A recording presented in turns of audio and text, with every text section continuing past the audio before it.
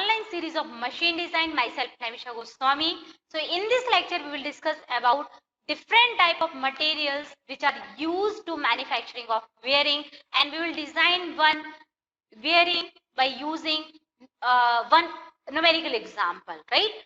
So in this lesson or in this lecture, we will cover general bearing, bearing materials, and one numerical example. So what is general bearing? So general bearing are these are comes under sliding contact bearing. Okay, so that portion of the shaft which is inside of bearing is known as your general. So this is sliding contact bearing having high coefficient of static friction, and these are having these have some surface area. Okay, and contact of surface between two elements may be surface contact, right? So this is your general bearing. Next is your bearing materials.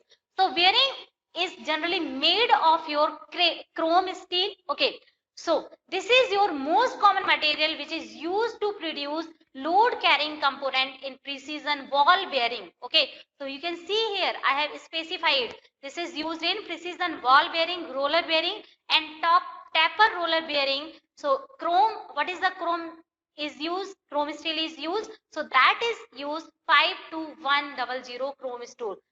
Chrome steel. Okay, so this is the one particular type of your chrome steel. Okay, so these components are the bearing of the inner and outer rings, balls, and bearing. So chrome steel is used to manufacturing of your component, different component. For example, your outer ring, your inner ring, for you to manufacturing of balls, to manufacturing of your rollers. So we use chrome steel. Okay, and next is used Babbitt bearing. So what is Babbitt bearing made of? Okay, so Babbitt bearings are generally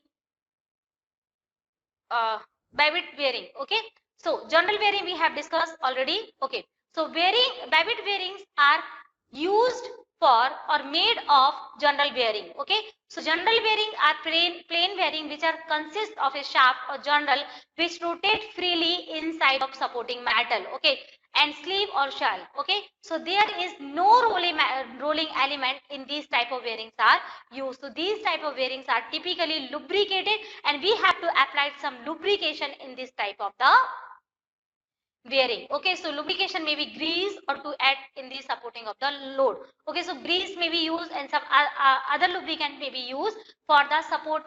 So they will act like to supporting the load. Okay, so Babbitt bearings are sleeve bearings made of certain types of alloys and which are melted down and cast to produce the bearing surface. Okay, so mainly casting process or casting manufacturing process is used to manufacturing the bearing surface. Next is your the Babbitt bearing was invented in 1839 by American scientist known as Isaac Babbitt. And okay, so first type of Babbitt plain bearings are combined or composed of, or you can say that this is the alloy of tin, antimony, and copper. Okay, so Babbitt is made of tin, antimony, and copper. What metals are ball bearing made of? Okay, so Babbitt bearing are sleeve bearing made of certain types of alloys. Okay, so again here process is explained. So this is used or casting process is used to produce or to manufacturing of your bearing surface, right? Now, so most of the ball bearings are made of some steel, and these are known as some with the alloy of the high carbon chromium steel. Okay, and these are also known as chrome steel. Okay, so the Babbitt is the soft or non-ferrous alloy which is used to produce the bearing surface. Now, bearing are also used in engines to support moving mechanical parts and protect them from frictional degradation. Means these are used as a supporting member. Okay, and these also have Babbitt also have the properties to reduce the friction which is made in good material for use in plain bearing. So these are Babbitt are basically used to reduce the friction in plain bearing. Okay, so now come to the we will design one bearing by using one numerical example. So here 150 mm diameter. So before doing the design procedure, this is important, understood each and every term of given in your numerical problem. Okay. So first of all, 150 mm diameter shaft supporting a load of 10 kilonewton has a speed of 1500 rpm. Means shaft diameter is equal to 150 mm. Load W is given 10 kilonewton and RPM is given 1500 RPM. Okay. The shaft runs in bearing whose length is 1 times the shaft diameter. So what is the length of bearing? Length of bearing is L, small l. So a small l is given 1.5 times of your D, right? If the diametral clearance of the bearing is 0.15, so what is the diametral clearance is given C. So C is equal to 0.15 mm. Okay. And absolute viscosity of the oil at the operating temperature is given 0.011 kg per meter second. And find the power wasted in friction. Okay. So here you can see here diametral clearance is given. Okay. And your viscosity is given. You have to find out power wasted in friction. Okay. So indirectly they have asked find out your heat generation due to friction. Okay. Whatever amount of power will be generated inside of bearing, so that power may be wasted, right? So indirectly they have asked you to find out heat generation inside of your bearing. So first of all, first step should be write down your given data. So D is equal to 150 mm. Load W is equal to 10 kilonewtons. So this is equal to 10,000 newtons. N is equal to 1500 RPM. Okay. Small l is equal to 1.5 D. C is equal to 0.15 mm. It is also given, right? And Z viscosity is given 0.011 kg per meter second. So now what should be the first step? Okay. So first step, there is relation between L and D is given. So first of all, we have to find out length of bearing. Okay. So L is equal to 1.5 times of D. So this was your first step. So L is equal to 1.5 of D. So put the value of D. Okay. So D is given 150 mm diameter of journal is given. So this is equal to 150 mm. So L is equal to 1.5 multiplied by 150. So this is equal to 225 mm. So this is equal to length of your journal bearing. Next step should be we have load, right? Load is given. You can see here. W is given. L we have find out, D is given. So what should be our next step? Our next step should be bearing pressure. Okay. So bearing pressure is equal to load divided by L into D. So W is given. It is equal to 10,000. L we have find out 220 mm multiplied by diameter. So this is equal to 115 mm. Okay.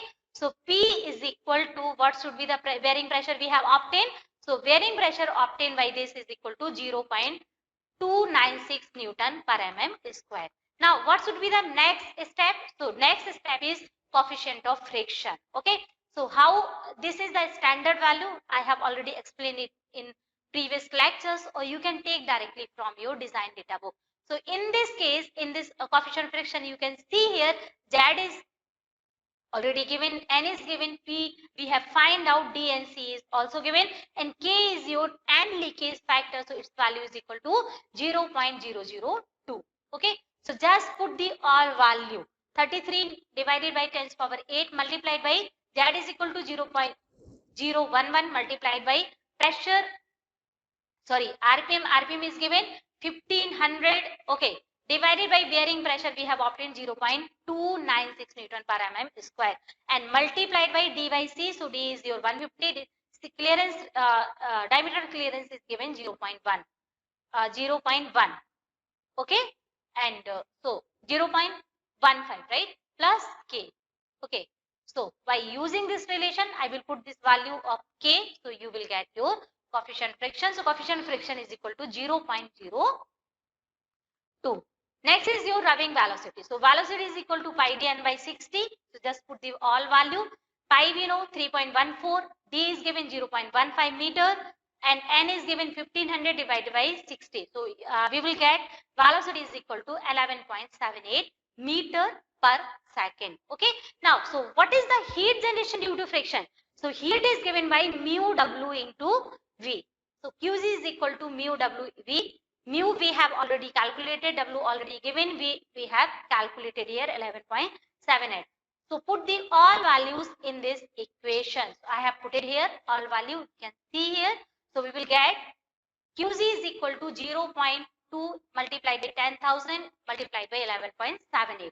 Okay, so mu is equal to 0.02 and W is equal to 10,000 Newton and V is equal to 11.78 meter per second. So we will get Qg in watt 2356 watt. So whatever amount of heat generation, so that will be wasted in that power will be wasted due to friction. So power wasted in friction should be equal to Qg and this is equal to 2356 watt. Okay, so it was asked in your numerical problem. Thank you. Keep watching.